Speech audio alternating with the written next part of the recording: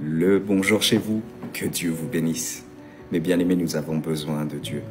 Vous savez, vous pouvez avoir des millions, des milliards, vous pouvez atteindre même un bac plus 50 si vous voulez. Vous ne serez pas intelligent. Vous allez être un bon outil pour la société et pour les hommes. Mais nous avons réellement besoin du Seigneur afin d'être libres, affranchis, d'être régénérés dans notre intelligence et dans notre être intérieur. Nous ne sommes pas seulement faits de chair, nous sommes tripartis, corps, âme et esprit. Et aujourd'hui, nous venons parler du côté sombre de l'humanité, du côté pervers, du cœur malade, pervers et méchant de l'homme, de la jalousie malveillante. Dans ce monde-là, il est malheureusement fréquent de croiser des individus qui semblent éprouver une satisfaction malsaine à voir les autres souffrir. Et ces personnes frustrées et éloignées de Dieu sont animées en vérité par une jalousie malveillante qui les pousse à détruire le bonheur et la réussite des autres. Dans ton champ, qu'est-ce que tu cultives au quotidien? L'amour, la gratitude, chercher la volonté de Dieu, c'est très bien. Ou sinon, tu es en train de te laisser acculer par toutes les problématiques, la méchanceté des hommes, les frustrations que tu reçois depuis ton enfance, et tout ça vient te faire de toi un homme animal. Dieu existe, Dieu est réel, et il veut que chacun de nous puisse saisir sa main tendue.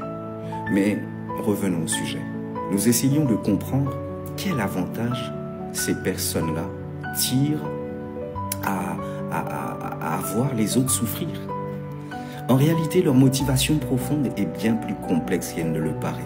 Parce que ces individus, au cœur tortueux et pervers, méchants, cherchent avant tout à compenser leur propre mal-être en souhaitant et en infligeant des épreuves et des souffrances à autrui. Le but est de vous voir faible, vulnérables afin de se sentir supérieurs et mieux dans leur peau.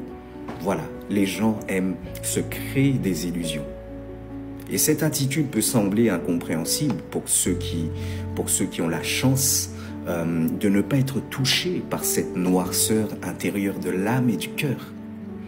Cependant, il est essentiel de comprendre que ces personnes agissent ainsi parce qu'elles sont profondément malheureuses en vérité. Elles sont insatisfaites de leur propre vie. Leur jalousie n'est rien d'autre qu'un reflet de leur propre misère intérieure, de l'état de leur vie. Vous savez, beaucoup de personnes ont tendance, quand elles sont en public, à mettre le masque, des grands sourires, comme si tout allait bien, etc., etc., alors qu'à l'intérieur, elles sont meurtries, elles sont détruites, elles ont des mauvaises pensées. Pendant qu'elle te fait un sourire, elle t'a déjà tué 7 fois dans sa pensée et dans son cœur. Voilà le monde dans lequel nous vivons. Nous avons besoin de la guérison et Christ veut nous guérir. N'oubliez pas que la véritable force réside dans ce qui appartient à Dieu, dans son amour, dans la compassion, dans la bienveillance. Oui, aujourd'hui, les gens utilisent ces facettes qui sont celles de l'amour, de la bienveillance et de la gentillesse pour pouvoir atteindre leur but.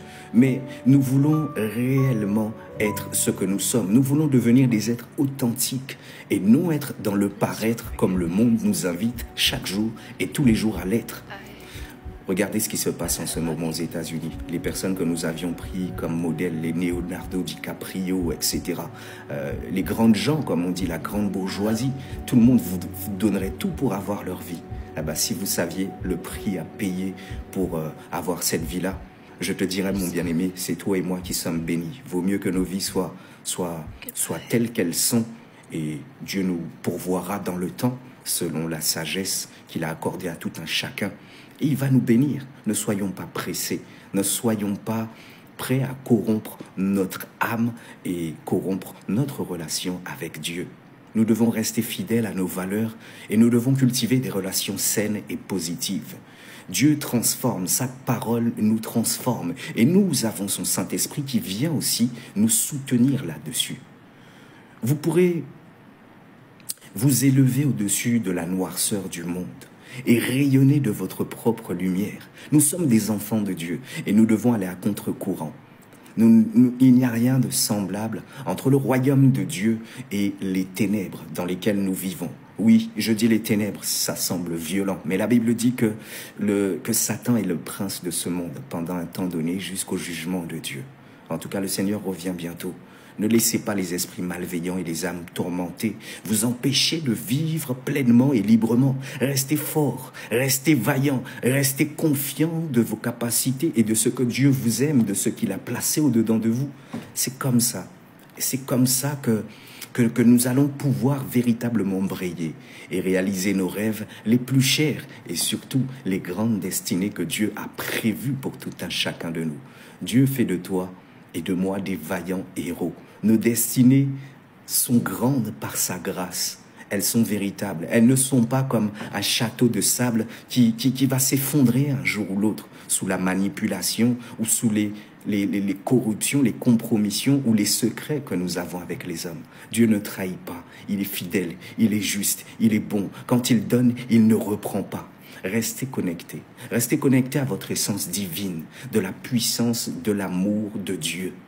Et rien ni personne ne pourra vous arrêter sur le chemin de votre véritable destinée.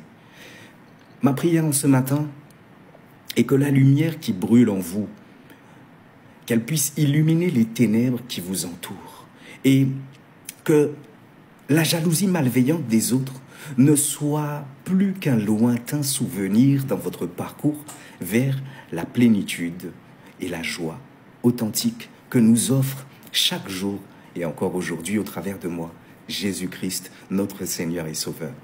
Mon bien-aimé, n'oublie pas de liker, de partager, de commenter si tu le souhaites. Je vous dis shalom, à très bientôt.